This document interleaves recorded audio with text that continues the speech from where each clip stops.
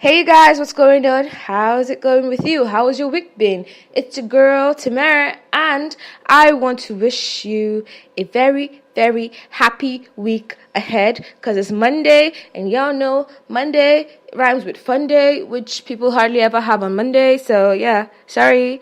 Yeah. So today is the 20th of May, and as you know, my birthday is on Friday. For those of you who don't know, the 24th of May, and I would really, really, really appreciate it if you sent your girl some love. Wish me a good year and all that kind of stuff. Just pour in some positivity into my life for me to, use and march ahead in this journey, this struggle journey of life, actually. So, how's it been with you guys? Okay. I already asked that, so I'm being redundant. Let's move on to what we're talking about today, shall we? Today, we were talking about fetishes. Fetishes. No, dear. I'm not talking about juju. I'm not talking about voodoo. I'm not talking about black magic. I'm not talking about witchcraft. I'm not talking about rituals. I'm not talking about those kind of things that Nigerians attach to the word fetish. I am talking about an excessive and irrational commitment to something. A fetish is something that you're really into that is just, irrational and excessive, but you're really, really committed to it. Like me in relationships. Whoa! Self-burn. Funny. I'm not funny. Sexual fixation on non-living or non-genital body part. That is the kind of fetish we are talking about today. Your sexual fetish. What is your fetish? Personally, my fetish is nipples, I think I'm really, really crazy about nipples. I love sucking them. I love playing with them. I love tugging on them. I love, you know me. I love getting in on nipples. But I'm also really crazy about BDSM stuff, like getting tied up, getting, choked, getting,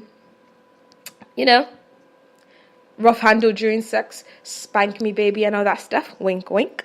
So, those are my sexual fetishes.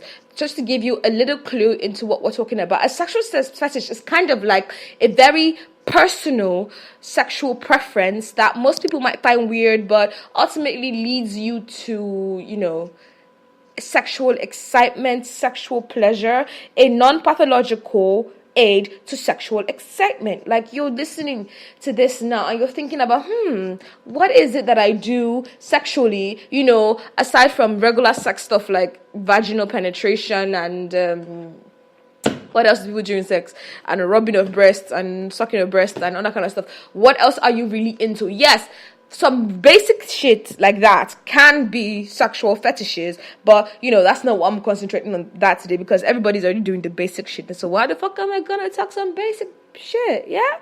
Today we're gonna talk about other kinds of fetishes, but before we go into that, I would like to discuss on why fetishes happen. Number one is obviously experience. Something has happened to you in your life that has led you to, really be into that thing. So, for example, people that love, foot fetish, who knows? Maybe someone kicked them as a child. I'm sorry. Was that insensitive?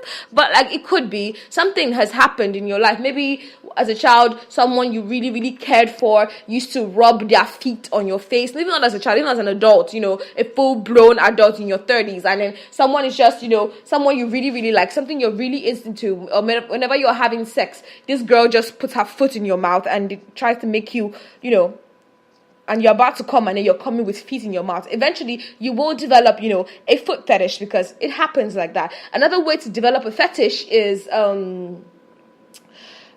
trauma. It's a traumatic experience that has, led you to, your brain to want to warp things. And instead of you to attribute that shit to, the pain and the suffering, you want to feel better, so you start attributing it to your sexual pleasure. Kind of like when girls or boys get anally raped and they become gay, or girls get raped and they start to enjoy rape sex more because their brain just kind of works it around to make it into something less traumatic for them. Also, it could be, it's a sort of mental disorder or psychosocial disorder that kind of affects your social, interactions. Like, say you're really, really into hair because hair is your fetish, and you go about just, oh, hi, good morning, let me sniff your hair, and you're sniffing people's hair, and people are feeling uncomfortable by your actions, and you know what I'm saying. All right. Another thing that could cause you to have a fetish or to develop or to fetishize something could be a lack thereof of the thing. So let's say you never got breastfed, or you never were able to suck breast, and then you keep thinking, oh, I can't wait to grow up and suck breast. I can't wait to grow up and suck breast. Eventually, when you start sucking breast, you might be, a breast, I say breast. Oh my God, it's the Igbo side of me trying to sneak out. Sis, I'm trying to be, professional and accenty, please. There's no breast in my dictionary. Okay. So you become a breast addict and you become crazy about breast and you want to suck a lot of breast. Breast is your everything. Such things happen to people. First of all, there's no judgment for people who feel like this. I have my own fetishes. You have your fetishes. Whatever, satisfies you is what satisfies you. I have no right to put my mouth in and be a Badinsky and say, oh, that's gross, that's this, that's that. That's not my business. If you are with someone who doesn't appreciate your fetishes, who doesn't excite you in that way, who doesn't, pander to your desire, then maybe you want to be with someone else who does, because eventually you're going to get frustrated about not achieving that level of mental and sexual climax that you're just going to blow them off anyway. So, oh my God, I've been talking this time and I didn't play the song. I mean, what other song could I possibly play apart from this one? Okay. So, types of fetishes include hair. Yes. First of all, I'm not going to talk about every single kind of fetish there because, there's a lot of them. So if you really care about this or you're really interested in knowing the kind of stuff that people get up to, please give a Google search. Wikipedia has all this information. That's where I got most of my shit from, you know what I mean? So hair fetish, people are really into hair. Yeah.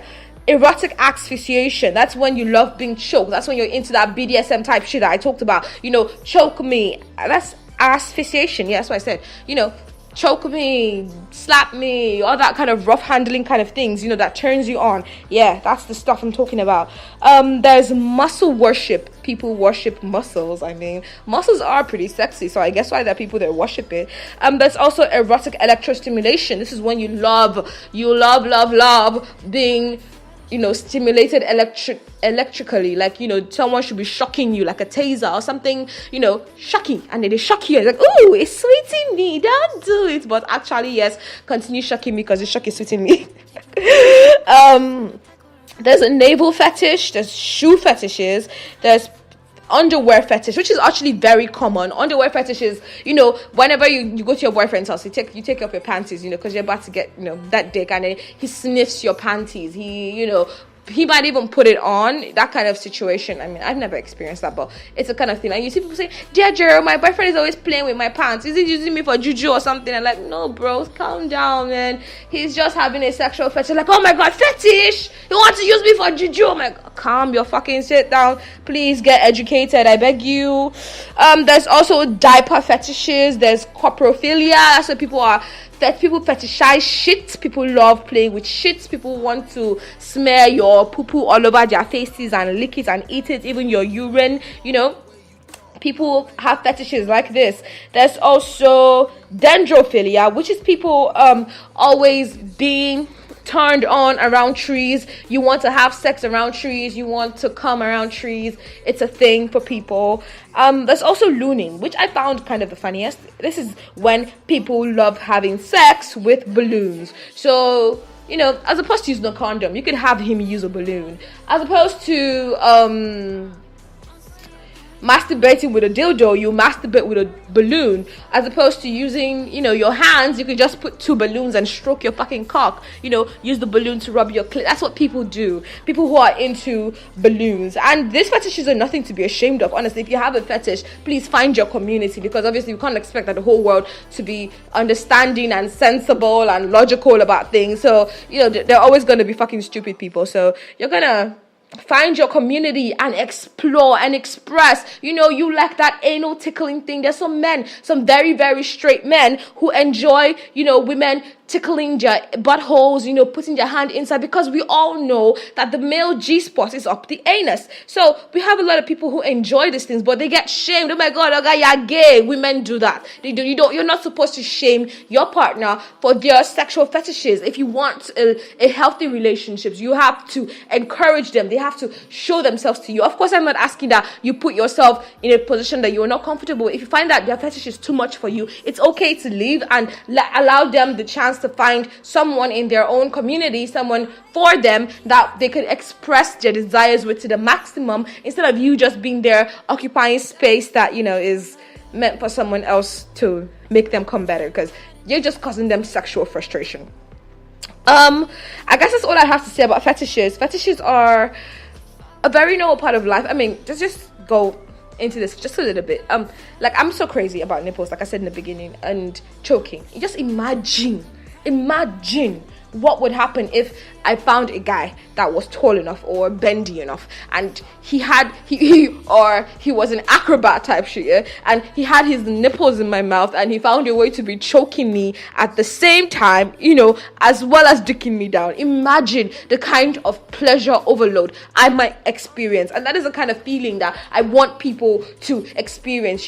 Like when you're really into it, and then the person just throws in that thing you love. Oh, you love having your feet sucked, and then he just goes down there, kisses you from head to toe and sucks on your feet. Oh my Lord. Oh, your earlobes or your thing or your neck, whatever it is that really, really stimulates you, whatever it is that you want to feel that passion, whatever it is that makes you feel that excitement. And then he goes there or she goes there and she does that thing. Oh, maybe it's your ball sack behind your ball towards your anus, that thing there, and that's, you love them. You love it being groped, you love it being rubbed, you love it being licked, that kind of stuff. It's normal, it's okay, let people live their lives, mind your fucking business, okay? No judgment for anyone. All right, guys, thank you so much for listening. I'm so grateful. I love you guys. Mwah, mwah, mwah. Bye.